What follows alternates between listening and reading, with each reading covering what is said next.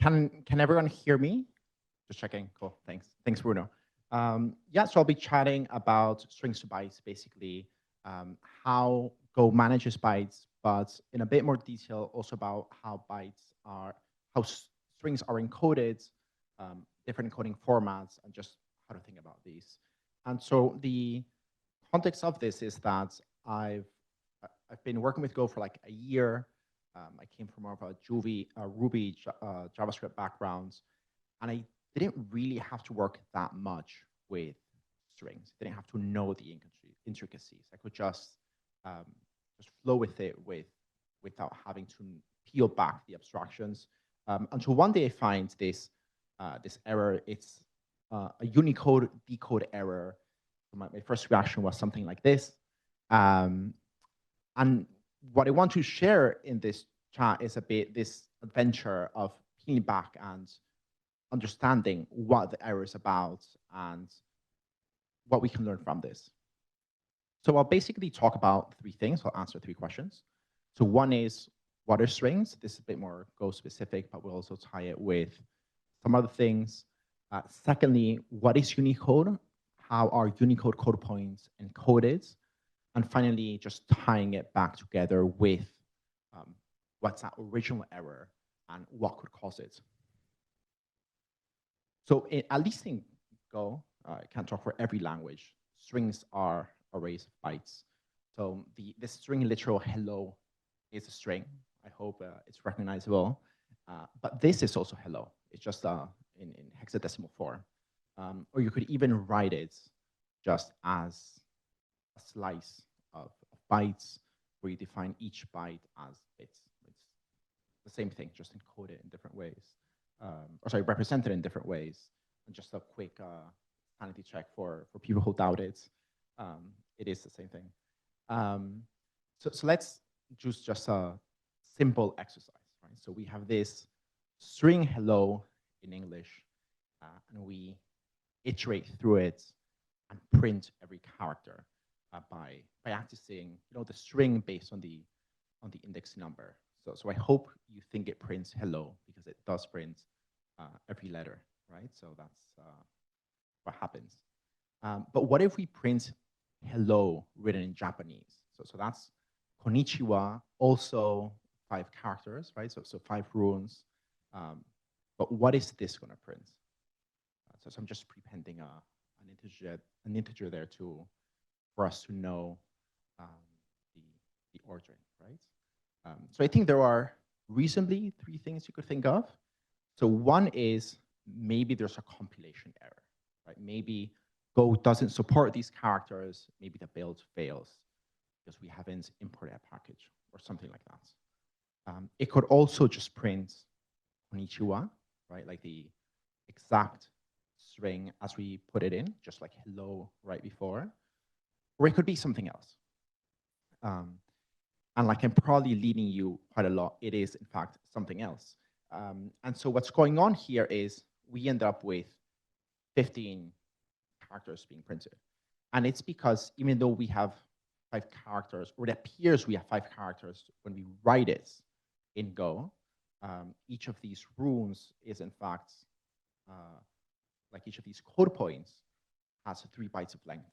So in here, in this for loop, what we're doing is, since we're accessing that string, as in that array of bytes, and just printing it in order, given it has a length of 15, because 5 runes of size 3, 15 bytes, that's why it prints it. So like the way to think about it is, for example, the first 3 taken together are that first character.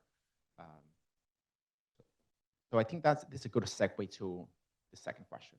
So what is Unicode, and how is Unicode encoded? So the way I think about Unicode is that Unicode is a bit like the idea of something. So it's a bit like a lookup table where you have an integer and the integer points to what it represents. So for example, A has a decimal value of 65. If you know ASCII, you probably recognize that number. And in hex it's 41. So it's U plus 0041. This Japanese letter right below, much larger number, also a hexadecimal. So having that number points you to that character. So that's a way to think about it. Whereas each UTF encoding, because there are multiple, is a way of encoding that number in different ways with different trade-offs.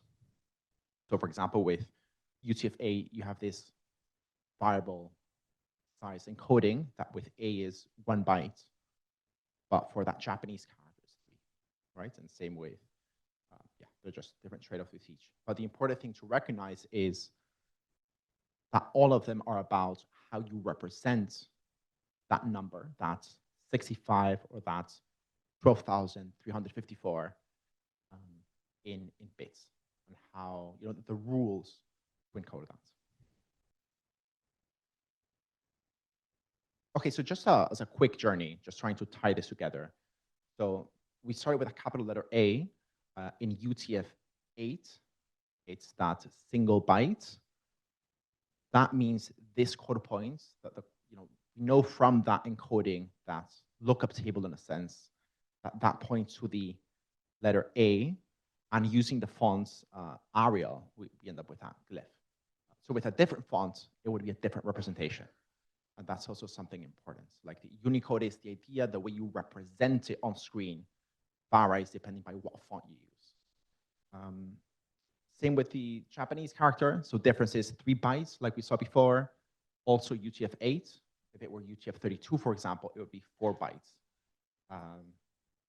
Same code point we saw before. Different fonts, Comic Sans, just to do a bit difference. And so it's like that. If it were Arrow, for example, it would be thicker, a bit plainer. So how do we tie it with a Unicode decode error? So I'll just quickly go into how UTF-8 encodes things, just as a quick background. And I think it's also helpful since it's by far the most widely used encoding, and then we'll see how we can get to the error. So the way you encode things is, there are some rules. So if it's just 1 byte, so basically if it's an ASCII character, you start with the number 0. Think of that as some metadata that tells the encoding it's byte 1. And then the next 7 digits are the payload. So this is what you use to interpret to get to that number. If it's a length of 2 to 4, the first byte doesn't start with 0 anymore. It starts with 1s, and the number of 1s that you have tell the encoding, like when you decode it, what is the length of the code point. So that's how you know, for example, in this case, since it's 1, 1, 0, and the 0 is a separator, you know that it's length 2. If it's 3, it's 1, 1, 1. And then every succeeding byte, as in bytes 2 to 4, start with 1, 0. They're called the continuation bits. They just say this is continuing from a previous starting location. So you have these bits, which are a bit like metadata that tell you the length, and that it's continuing. And then those X's are the payload, which taken together as bits tell you what's a code point.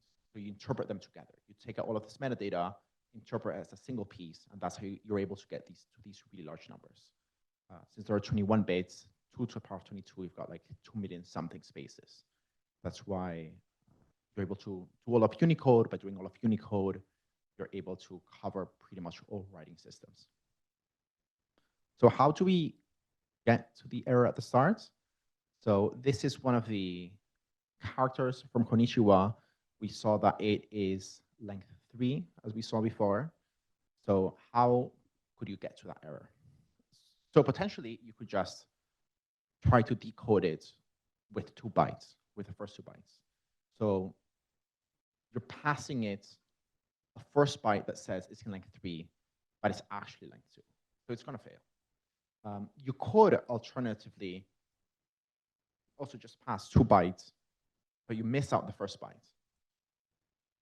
So it's trying to say, like, what is the length of this? And it doesn't know, because it's that first byte, which should have that metadata, just has the continuation bits.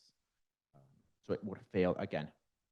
Or alternatively, we could, just mistype it, maybe just pass zeros where there should be something else. And it would also fail. So that's it. I think for me, the purpose of this was both to just share some basic fundamental things, but also for the career changers among us to also share how a lot of the more interesting work can be like peeling back these layers of abstractions that we sometimes take for granted. Thank you.